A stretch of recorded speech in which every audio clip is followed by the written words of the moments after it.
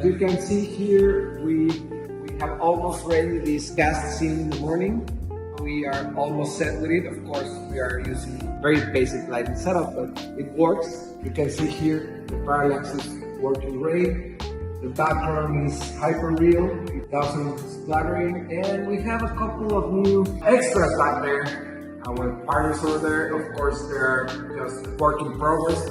We have some glitches on them, as you can see, but it's just a work in progress. But we want to prove that it's possible to have extras there. Also, I need to fix this because I don't have big enough combos over there, so I'm using C-stands, but it works, kind of works.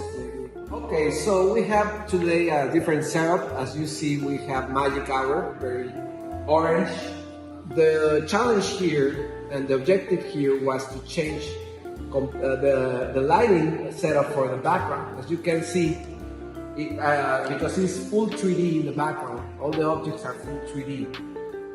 The light actually affects everything, even the extras. I have to mention that the extras are enhanced now. We don't have the glitches on the extras, the digital extras in the background. They are talking and they're working great right now. So you can see that the lighting is different, it's magic hour. And you can see even if you compare the shot with yesterday's shot, the shadows are different. And we did this because we want to demonstrate that it's full 3D. So it's working in parallel. And also right now I want to show you a little bit of the tracking quality of it. I will go handheld. As you know, handheld is one of the most challenging aspects of virtual production, techniques of virtual production.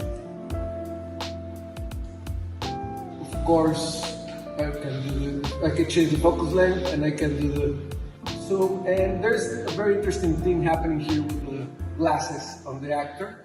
As you can see, the glasses reflects realistically the background. So that's very important because compare that to green screen and you will have a nightmarish situation with glasses or even with those kind of objects like translucent objects. And as you can see also, the camera reacts, the tracking reacts pretty well to handheld. So I don't have that much of a, stabilizing feature on purpose. So you can see that all the handheld glitches I have, it's also replicating in the actual background movement. So it's pretty realistic because the tracking is perfect.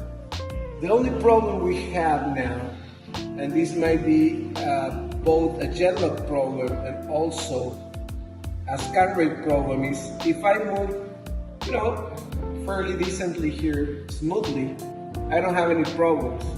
But because my camera is rolling shutter and not global shutter, and the scan rate of the background is not calibrated or jet lag, I can get a little bit of artifacts. I don't know if you notice them, like little stairs, little lines. It's pretty difficult to see, but they are in the shot. It's pretty easy to get rid of them in post-production. Even with the cable plugins, the cable erasing plugins, you can erase those with just a button. But anyhow, we have those artifacts. So you can see the reaction of the background to the camera movement, and it's perfect, no problem at all. Looks like these guys are in the actual coffee shop. So you can imagine all the control you can have, because you can control all the lighting, all the shadows. You can even use virtual real-time extras like the ones in the background. Okay, I really like this. I want to show you how the setting is, and we have a few more elements that are kind of interesting. I have a little glitch I don't like, but anyhow, it looks a little bit like a little candle. One of the very interesting elements here is that if you notice, we have real tables and we have digital tables. Those digital tables in the background were scanned from the actual physical one. And that's very, very important. So behind the actress in the foreground, in the background, I mean, we can see another, behind Andrea, we can see another table, and that's digital. So we relighted to have a night scene. It's a very simple lighting system, of course, it's just a proof of concept. It's really, really nice. And we have different kind of shadows in the background set. As you can see, the paintings in the upper right have very nice, smooth lighting. And actually, the Dalí background, the Dalí painting we have there, it's lighted totally different to match night scene. We will do a little bit of hazy so we can check out a different, most atmospheric setup. We have a little bit haze on the environment, so it's a little bit more atmospheric, as we can see.